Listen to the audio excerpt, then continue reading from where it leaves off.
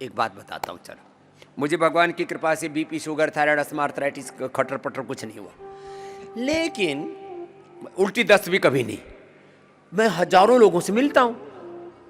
अब सर्दी जुकाम ये तो थोक के भाव लोग लेके घूमते रहते हैं, लेकिन जब से मैंने स्वर्ण शिलाजीत, इम्यूनोग्रिट, कर्क्यूमिन गोल्ड और ये डेली एक्टिव खाना शुरू किया है, एक बार भी सर्दी जुकाम भी नहीं हुआ है। ये 1 साल का अनुभव बता रहा हूं आपको। और भाई मेरे को सर्दी जुकाम होगा तो सारी दुनिया को ऐसे ही पता लग जाएगा, खू खा शुरू हो जाएगी। रोज लाइव रहता हूं मैं छुपा ही नहीं सकता। मेरा जीवन ट्रांसपेरेंट है, जैसा भीतर से हूं वैसा ही बाहर से हूं, और सारी दुनिया के सामने 4 घंटे लाइव रहता हूं। 4:45 बजे से लेकर के 7:30 बजे तक आस्था पर, फिर इंडिया टीवी पर, फिर फेसबुक लाइव रहता हूं। लो, सुबह 3 बजे से लेकर के, चलो 1 घंटा मेरा व्यक्तिगत ध्यान का उसको निकाल दो, 10 बजे तक सारी दुनिया के सामने चौड़े में रहता हूं। वैसे तो हम तो कमरे में भी चौड़े में ही रहते हैं, तो यहाँ व्यवस्था बना रखी है तो रूम में रहना पड़ रहा है ना, तो हम तो झोपड़ी में रहने वाले हैं। अभी मैंने अपनी झोपड़ी बना ली और आप लोगों के लिए भी बना दी है। मड वुड हाउस बनाया है, माने देवदारू की लकड़ी और मिट्टी की ईंट और राजस्थान का पत्थर, ऐसा घर बनाया, उसमें रहने से ही आदमी की एनर्जी कम से कम 10 गुना 100 गुना तो ऐसे ही बढ़ जाएगी। एकदम नेचुरल। आनंद लो, खाना सीखो, पीना सीखो, जीना सीखो।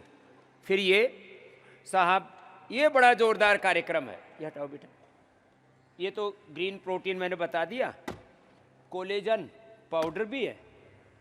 और हाँ, एक चम्मच, देखो 1 चम्मच ये च्यवनप्राश सर्दियों में खाया जाता है। ये झूठी बात है, च्यवनप्राश 12 महीने खाया जाता है। सर्दी में पूरी चम्मच खाओ, गर्मी में आधी कर दो। अब गर्मी बढ़ गई तो हमने मात्रा घटा दी। आपने देखा पूरी सर्दी स्वामी रामदेव ने कोई गर्म कपड़ा पहना क्या? बोलो। है? तो बोले बाबा जी आपको गर्म कपड़ा क्यों पहनना नहीं पड़ता? अरे च्यवनप्राश खाते हैं, बालप्राश डबल डोज हो गई।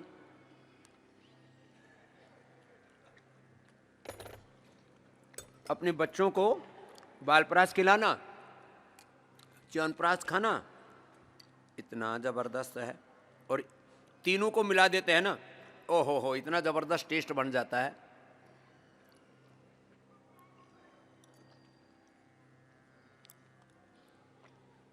सारे संसार के पकवान फीके।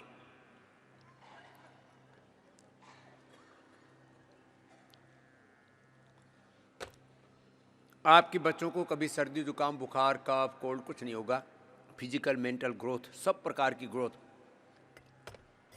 बच्चों के स्वास्थ्य को लेकर के माँ बाप बड़े चिंतित रहते हैं, लेकिन बावड़ों को पता नहीं खिलाना क्या है बच्चों को। और हाँ, सुबह सुबह ड्राई फ्रूट खाया करो भिगो के, भिगोने से उनकी गर्मी मर जाती है। वैसे जिनको कफ कोल्ड और वात रोग हैं वो बिना भिगोए भी खा सकते हैं, लेकिन चबा चबा कर खाया करो। दांतों का काम आंतों से नहीं लेना चाहिए। तो हमने ये कार्यक्रम रचा। सारे ये ड्राई फ्रूट्स भी बहुत अच्छी क्वालिटी के, ये जो है ना पहले विदेशों में आते थे, चिया सीड हैं, ये सारे के सारे क्या कहते हैं, अलग अलग पंपकिन सीड, और ये सारे एक साथ हमने, और इतने महंगे महंगे पहले लोग दिया करते थे, हमने अफोर्डेबल प्राइस में और बहुत ही क्वालिटी प्रोडक्ट्स दे दिए। तो ये सुबह सुबह थोड़े ड्राई फ्रूट से लिया करो। ये हो गया ब्रेकफास्ट, मेरा तो इतना ही है बस। ये तो ड्राई फ्रूट तो आप जैसे लोगों के लिए, हम कहाँ फ्रूट वाले। देखो सच्ची बात तो बताता हूँ, लगभग हमने 30-40 साल तक कोई ड्राई फ्रूट और फ्रूट नहीं खाया। बाजरे की रोटी बासी, मक्खन दही खा करके शरीर बनाया। बाजरे से बना हुआ शरीर वज्र जैसा है। अभी जैसे मैंने खा लिया ना, तो मेरे को 10 बजे इतनी कड़ाके की भूख लगती है, भयंकर वाली। लेकिन मैं भूख के अनुसार नहीं खाता, जितना खाना चाहिए उतना खाता हूँ। एक दिन हम बैठे हुए तो बड़े समझदार लोग बोले जी अब पेट भर गया। मैंने कहा पेट भर के खाया जाता है क्या? कितना खाना है तय कर लो। अब मैं यदि पेट मेरे को भूख के अनुसार खाऊं ना, तो मैं 5 किलो राशन पाड़ सकता हूं भाई। इतनी दंड बैठक लगाता हूं, दौड़ लगाता हूं सारा काम करता हूं और एक बार खाता हूं। किसी किसी का पेट का घेरा इसलिए तो तैयार हो जाता है ना। पेट भर के नहीं खाना, जोर से बोलो। हाँ, अरे बोलते भी क्या, पेट भर गया, और फिर भी वो एक और बोलेंगे पेट तो भर गया, मन को नहीं भरा। ये ऊपर से ना तो पेट भरना और मन तो कभी भरता ही नहीं। और इसीलिए मैं तुम्हारे सामने बैठा हुआ हूं, और जो मेरी नहीं मानोगे तो दुख पाओगे, मेरा क्या बिगाड़ोगे। तो आज आहार के बारे में थोड़ा सा बताया, फिर आहार का क्रम क्या रखना, उसमें पहले अंकुरित, जैसे दोपहर का खाना खाते हैं ना, थोड़ा अंकुरित, उसमें फल, सबसे पहले अनार खाना चाहिए, फिर पपीता सेब आदि खाना चाहिए, अंकुरित खाना चाहिए, साग सब्जियां खानी चाहिए, फिर थोड़ी सी रोटी या चावल, थोड़ा सा जो भी हो सके तो मिलेट्स ही खाना चाहिए।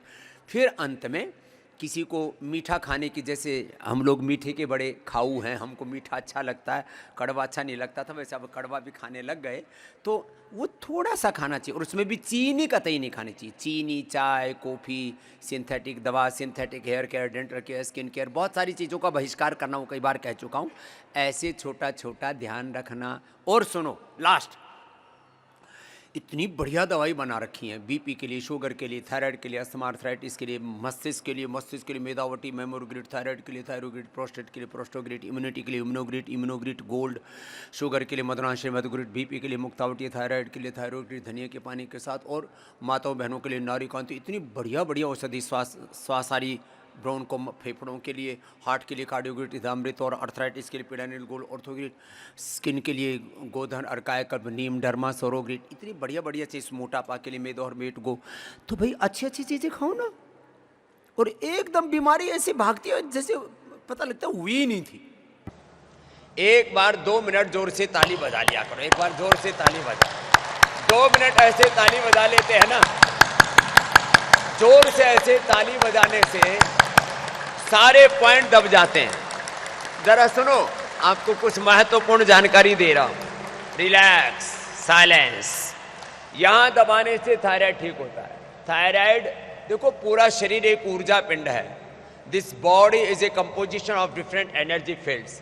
यहां की ऊर्जा ठीक काम करे तो थायराइड, पैराथायराइड ठीक रहेगा, T3, T4 और पीट्यूटरी से फिर TSH, थायराइड स्टिमुलेटिंग हार्मोन्स ठीक से निकलेगा। ये थायराइड का पॉइंट, ये लो, इतनी सी बात है। हाँ, ऐसे कपालभाति करते करते ही हम ऐसे दबा देते हैं और थायरोग्रिड धनिया का पानी पिला देते हैं, लोगों की थायराइड की गोलियां बंद हो जाती हैं। बड़ा जबरदस्त है ये, ऐसे। फिर ये आंख का पॉइंट है, आई ग्रिड खिला देते हैं, आंवला, संतरा, गाजर का जूस और आई ग्रिड। जिनको आंखों से दिखाई नहीं देता, बड़े बड़े चश्मे लगे हुए, चश्मे आंखों के, कैटरेक्ट, ग्लूकोमा, सारी समस्याओं का समाधान इससे हो जाता है। लो ये लो ऐसे। और ये पॉइंट भी दबा देते हैं, त्राटक भी करा देते हैं। लास्ट का पॉइंट है कान का, ईयर ग्रिड भी खिला देते हैं। फिर लीच, एक्यूपंक्चर आदि बहुत थेरेपी भी हम कराते हैं। ये हार्ट का पॉइंट है, कार्डियोग्रिड, हृदयामृत, अर्जुन की छाल और दूधी भोपला। ओहो, लौकी और पेठी का जूस तो अब घर घर में लोग पीने लग गए। इसके नीचे शुगर का पॉइंट है। मधुरांशिनी मधुग्रिड देते हैं, खीरा, करेला, टमाटर का जूस पिलाते हैं, और बहुत ही इम्यूनिटी कमजोर है तो इम्यूनोग्रिड गोल्ड भी दे देते हैं। डायबिटीज के पीछे नॉन डायबिटिक हो जाते हैं। लो ये हथेली के बीच में किडनी का, गोखरू धनिया का पानी पिलाते हैं, जो कि आटे की रोटी लौकी के साथ खिलाते हैं। ये पॉइंट हथेली के बीच में, और ये दबाते हैं, रिनोग्रिड खिलाते हैं। क्रेटिनिन जिनका 8 से लेकर के 18 तक पहुंच गया था, उसको हमने रिवर्स किया है ये इससे। ये फिर आंतों का पॉइंट है।